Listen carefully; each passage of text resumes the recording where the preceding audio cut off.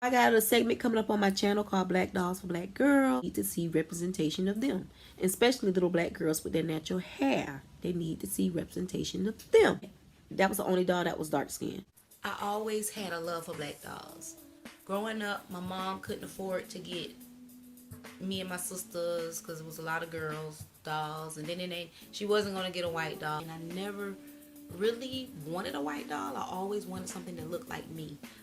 So I remember having this one.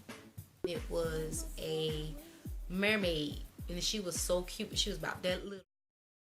With me having a love for black dolls, I had started a campaign in '07 called Black Dolls for Black Girls.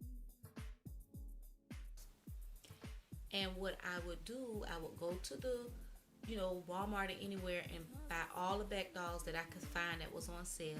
And I would make a list and I would give the dolls to a black girl. I just think it's so significant to embrace self-love. And that's one thing that black young girls don't have.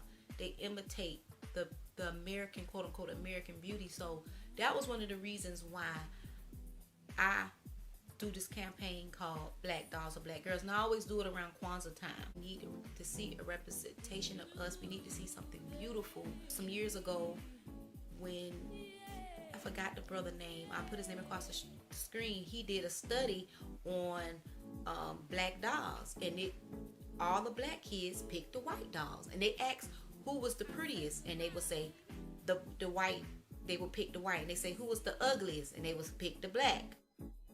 And it was black children, and they said which one looked like you, and the little girl she didn't even want to touch the one that looked like her. And then a comrade of mine that I met some years ago, Wahida, she did one too, similar, and it's after all them years, it's the same exact results. I even know children that are raised very cultured or conscious or Afrocentric, they still go towards the white doll. And it's like, I think it's society, because no matter how much we instill it, they still don't see the beauty of black women. They don't see enough.